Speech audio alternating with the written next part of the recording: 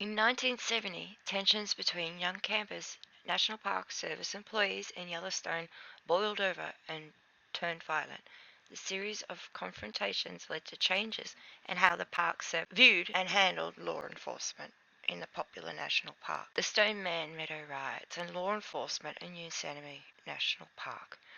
The buzz of voices filled the air as young people gathered in small knots scattered across the eastern and Yosemite Valley, waiting expectantly for darkness to come. Dozens sat in front of the stage at Camp Curry, frequently glancing up from their conversations to Glacier Point. Others had found spots in surrounding trees, parking lots, and meadows. Softly at first, but quickly gaining volume as more campers joined in, the strains of the America is Beautiful rose above the din. Soon it felt like everyone in the valley was singing. The conversations and singing immediately hushed as a faint voice rang out. "Hello, Glacier Point." The crowd quieted as a single voice called from above. "Hello, Camp Curry." Then another voice, typically that of a night bellhop of the Owenheen Hotel, hidden behind a nearby boulder, yelled, "Is the fire ready?" A beat later, from Glacier Point, came the response, "Yes, the fire is ready." The invisible voice then bellowed, "Let the fire fall." As if by magic, a cascade of glowing embers poured off Glacier Point, making it appear a waterfall of fire had flown down the granite face.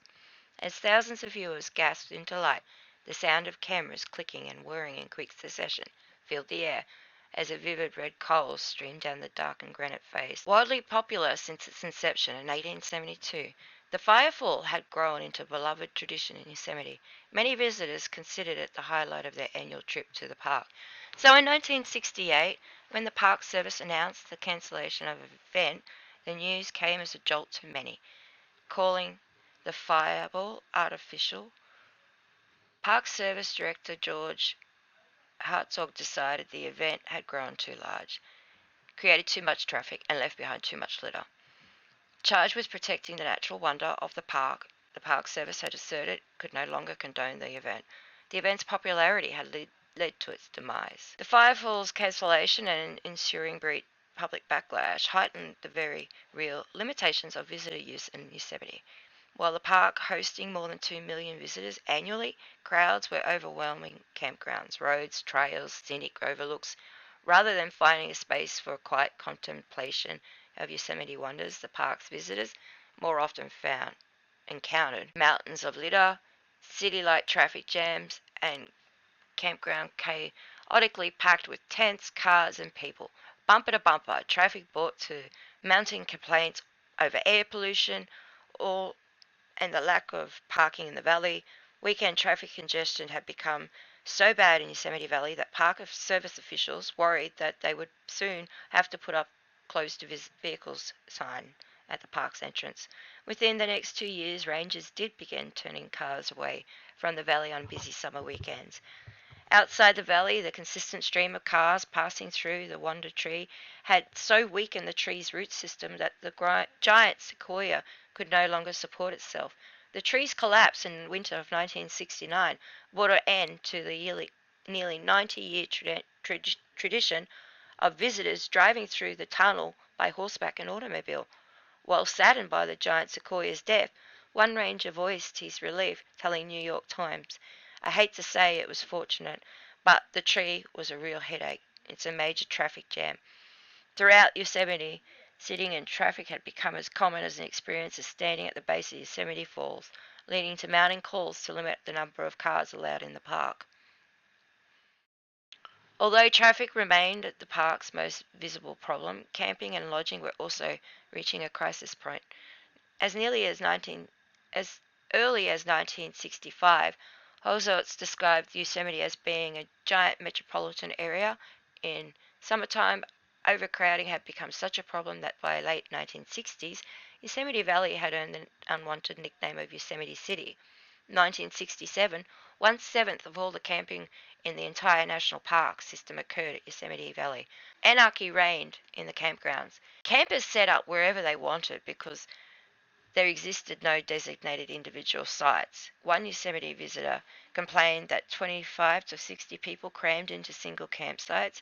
To address the issue, in 1968, the Park Service finally delineated individual sites, each with a single picnic table, fire ring, tent area, and parking spot, in the hopes of imposing some much needed order in the bedlam.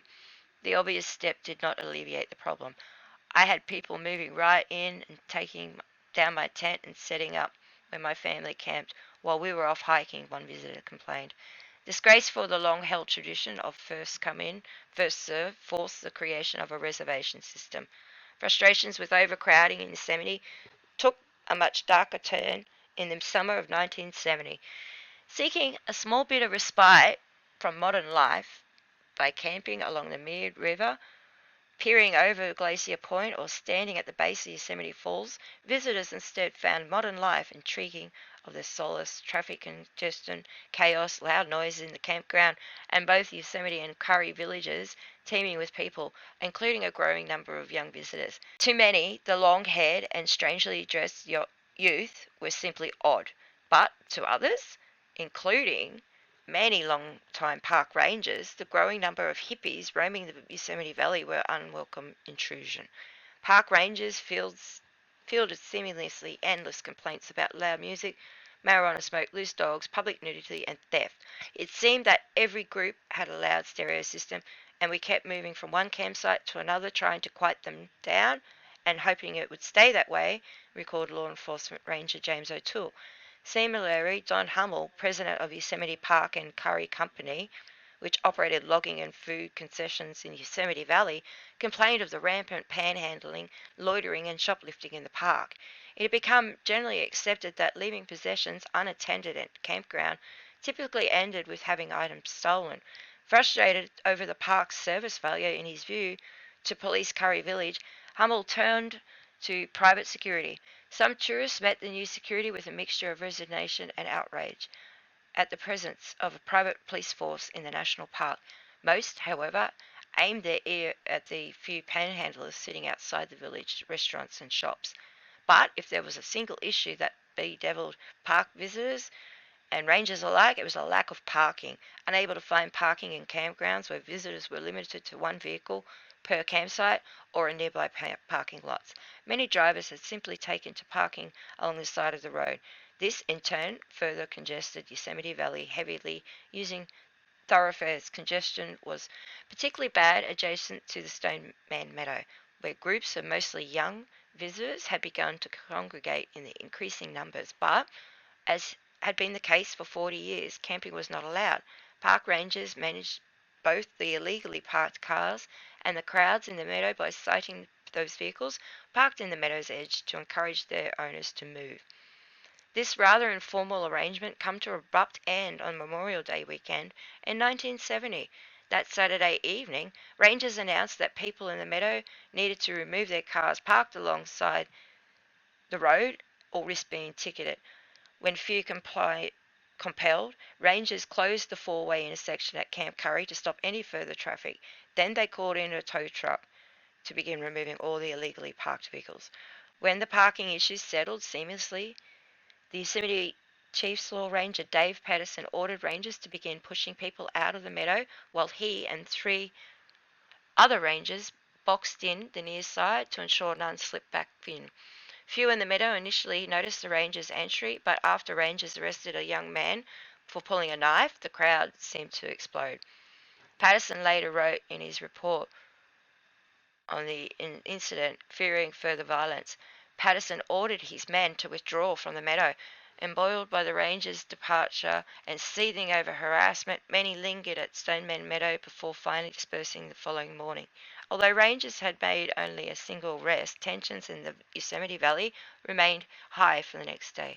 Making matters worse, crowds continued to pour in the area, overrunning the area already crammed campgrounds by stretching the 9 park rangers on duty to the breaking point. By Saturday, the men were extremely tired, having only 7 or 8 hours sleep in the 48-hour period, according to Patterson. In addition to having contended with crowds gathered in Stoneman Meadow, the small band of rangers had to deal with multiple car accidents, reroute incoming traffic out of the valley to alleviate overcrowding, and conduct what few foot patrols they could. Although no further violence occurred, the size of the holiday crowds that had descended on Yosemite Valley raised serious alarms over the coming 4th of July weekend. So, showdown in the Stoneman Meadow. Such concerns proved warranted as thousands of visitors swarmed into Yosemite for the long holiday weekend. Seeking to prevent another confrontation in the Stoneman Meadow, Superintendent Robert L. Arnberger ordered quiet hours in the valley be moved from 10 to 7 o'clock in the evening. Once again, the groups of young revelers gathered in the meadow. By early evening, an estimated 300 had settled in and showed no sign of obeying the curfew. The situation in many of the valley's campgrounds was no better, with loud drunken parties shattering the evening peace. Speaking, Seeking to regain control by first removing the increasingly wild parties from Stoneman Meadow, rangers slowly encircled the meadow. As quiet hours began, over a loudspeaker, a ranger ordered a crowd to disperse while law enforcement rangers, augmented by 13 wranglers and packers on horseback, entered the meadow in a long skirmish line. Walking past Stoneman Meadow with his 21-year-old daughter that evening, John Fisher watched as the line of rangers on mounted park employees moved into the meadow. Before my eyes, we watched these children stampeded, several being clubbed, and two were thrown to the ground and handcuffed and led off to jail. The physician and former Florida state elector, uh, the doctor and the former state senator, later wrote in a scathing open letter to President Richard Nixon, in ensuing chaos, Fisher lost track of his daughter, only to be reunited when a park ranger physically dragged her to him and demanded to know whether she was in fact his child. Incensed at much of her treatment as the Park Service heavily handed tactics, Fisher insisted on speaking with the superintendent, but was told that ambiguity would not be available until Monday. Seething, Fisher and his daughter returned to their campsite for the night. After engaging in a large confrontation with those remaining in the meadow, the rangers succeeded in pushing the crowd from Stoneman Meadow into Camp 14. When they spoke with revelers about the park regulations and the environmental consequences of such large crowds on the meadow, a few visitors pressed the rangers on the logic of removing people from the meadow to keep them from trampling grass while allowing pollution spewing cars, motorhomes into the valley, but mostly simply drifted back to their campsites for the evening. The 4th of July dawned in typical Yosemite magnificence. Campers woke to the sound of Stella jays squawking as the first rays of light hit Yosemite Valley's granite walls. And slowly, the smell of wood smoke and coffee drifted across the valley in Camp 14. The Fisher family made preparations for a hike. Still, upset at the treatment of his daughter by park rangers, John Fisher again sought to speak with Armberger, but once again he was told that the superintendent would not be available until the following morning. Meanwhile, several other families packed their cars and left the park, disgusted by the previous evening events. Returning from a hike later that afternoon, the Fishers once again found the meadow teeming with people. But a somber mood had settled over the area, and as evening cast shadows across the valley floor, rangers again ordered those in the meadow to disperse. Standing on the edge of the meadow were hundreds of other spectators. Fisher watched in horror as park rangers, wranglers, maintenance workers, and even naturalists wearing construction helmets and armed with axe handles emerged from a far tree line in the meadow. Without any warning, the horsemen suddenly burst forth in a pack, riding the iron-shod steeds directly into the midst of the seated assembly at full gallop, scattering all those fortunate enough to not be run over. Wrote Fisher of the sight, a CBS film crew captured what happened next. Seeing horses charging at them, several in the meadow began hurling whatever they had lay at hand. One horse, struck in the head, panicked. People scattered in every direction, and fear quickly turned into anger. Small scuffles broke out across the meadow as rangers used their batons and axe handles to ward off attackers. Having lost control of the crowd, the rangers retreated from the meadow, but the fuse had been lit, and the valley was bedlam for the next several hours. Rioters set a bonfire in the road blocked and then rolled a police vehicle on its side and skirmished with park personnel for the next several hours. In the end, the Park Service had called in nearly 150 police officers from nearby communities of Madera, Merced, and Francisco, along with U.S. Marshals to quell the riot. Over the 2 days, 174 people, including 41 minors, were arrested. The majority of the arrests were for drugs and alcohol, but a fair number of them were far more serious crimes, including assault a federal officer, carrying a loaded firearm, and assault with a vehicle. 5 rioters were reported as needing medical care for injuries received while resisting arrest, and another from an unspecified foot injury. Fisher laid the blame for the riot directly on the shoulder of the Park Service, whose tactics, he argued, had incited the violence, a view that not all agreed with. Having arrived in Yosemite Valley that afternoon, the Ford family had grabbed one of the abandoned campsites in Camp 14, grateful for their luck in finding a site during the holiday weekend. Such feelings turned to disgust as they watched several of the children crawling out of the meadow, too drunk to walk. Parties caroused through the campground, passing jugs of wine, and raced up motorcycles up and down the valley's narrow roadways. On returning to Camp Curry just prior to the 7 p.m. curfew, the Ford family's 3 boys reported that a ranger had been attacked. His car was destroyed, and hundreds of hippies, some armed with knives, were congregating in the meadow, apparently hoping to provoke law enforcement. That evening, before attending a naturalist talk, the family returned to their trailer, where the sound of fireworks, motorcycles, and yelling forced them to close all their windows to block out the noise. Later, as police began to comb through the camp making arrests, the Fords awoke to obscenities screamed at officers.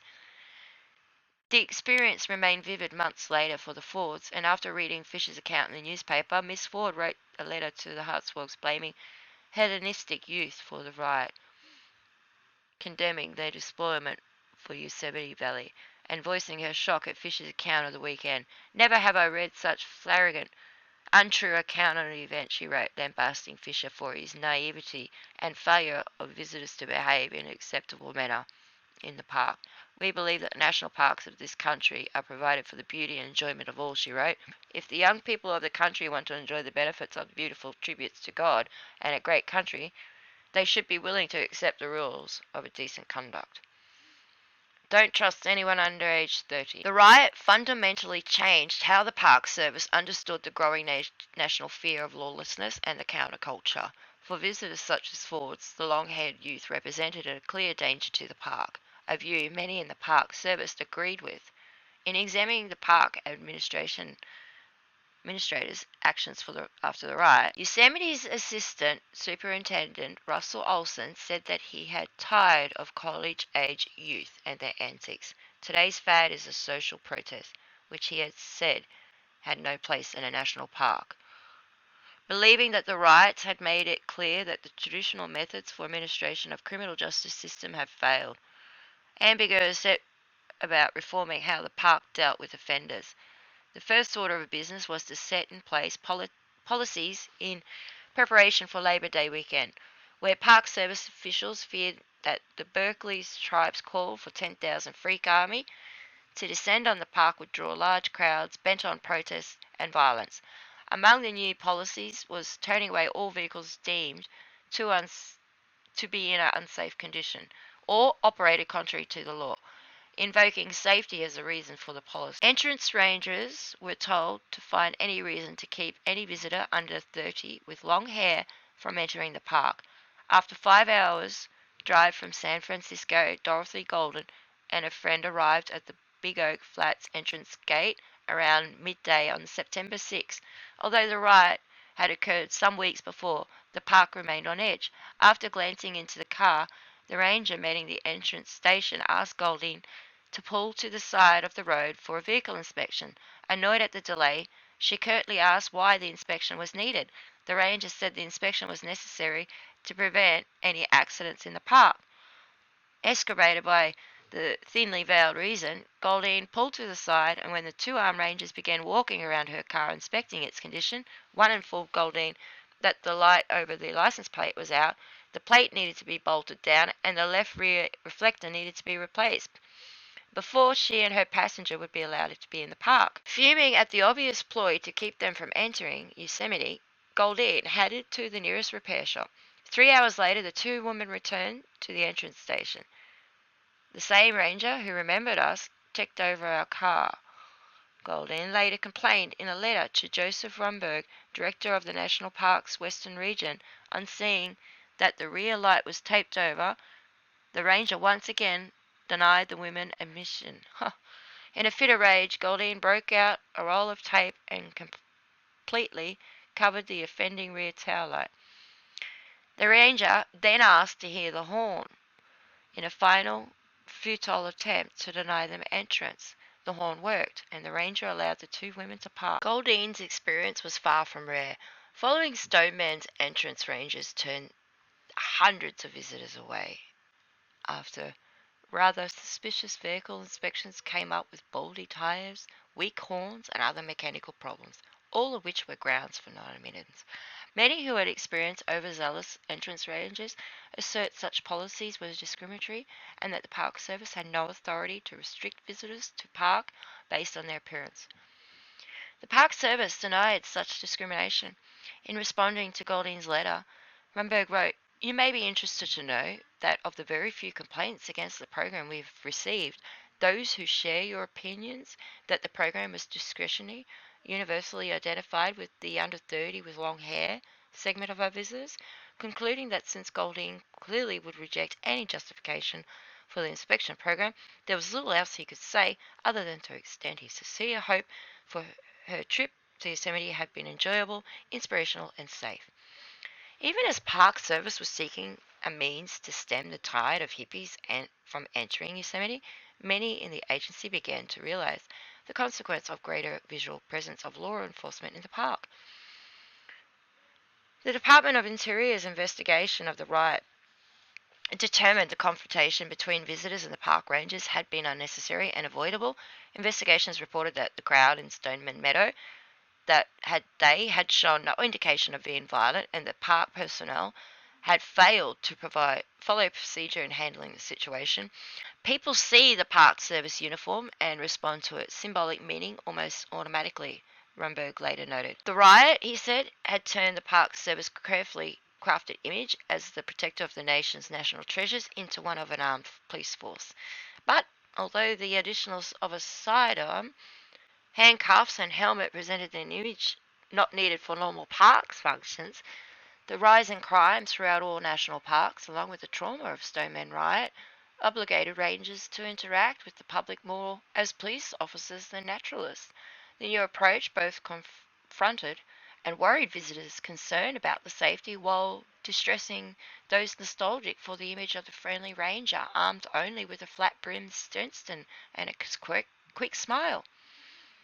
The agency's first step in changing its approach to law enforcement was to improve and make training uniform. The riots caught the attention of Congress, which, in the wake of the 1968 riots across the country following the assassination of Martin Luther King Jr., the DNC in Chicago, now the Stoneman Meadow incidents 2 years later, was eager to appear tough on crime. Consequently, Herzogs had little trouble getting funds for the Park Service new federal law enforcement training center in 1971.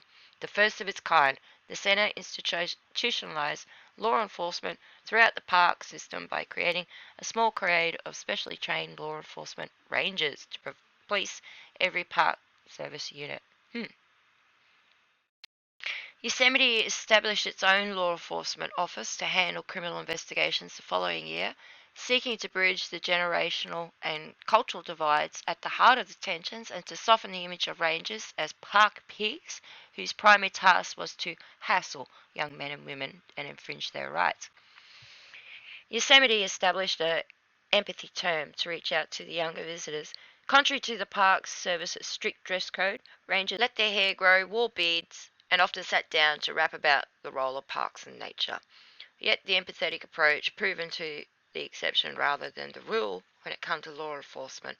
Fearing another Stoneman, the Park Service began aggressively policing visitors' behaviour, believing that its Smokey Bear image and soft law enforcement policy were no longer effective. Olson, Yosemite's assistant superintendent, ordered rangers to tighten up their enforcement attitude. Rangers would not hand out written or oral warnings to visitors, but rather adopt a zero tolerance policy towards any infraction in efforts to curb the surge of crime in the park.